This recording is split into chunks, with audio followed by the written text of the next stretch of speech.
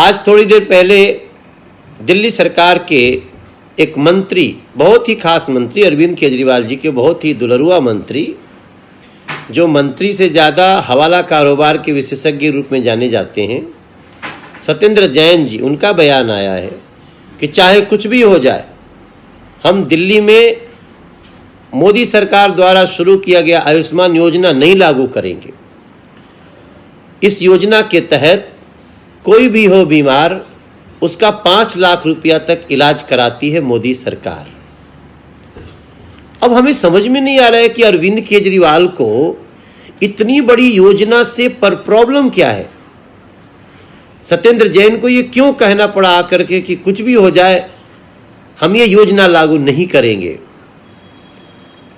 इसका मतलब तो हम जानते हैं, क्योंकि ये योजना लागू होने के बाद दिल्ली की जनता और चौगुने स्वर में मोदी मोदी मोदी मोदी, बीजेपी बीजेपी बोलेगी।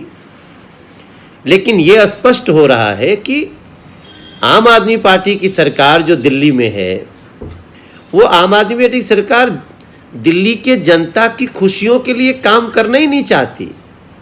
वो दिल्ली के जनता की सुविधाओं को देना नहीं चाहती, उनको छीनना चाहती है और सिर्फ झूठे वादे करेगी कि किसी तरह बस चुनाव पार हो जाए।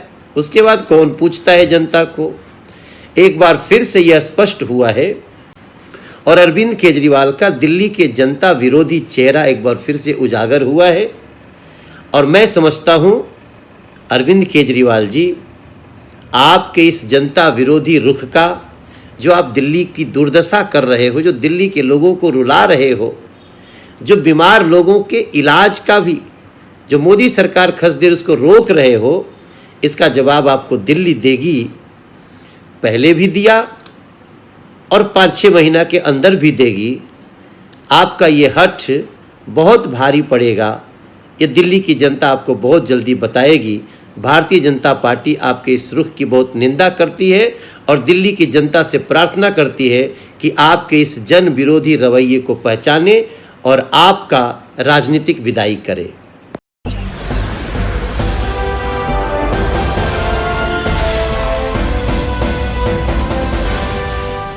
सब्सक्राइब करें।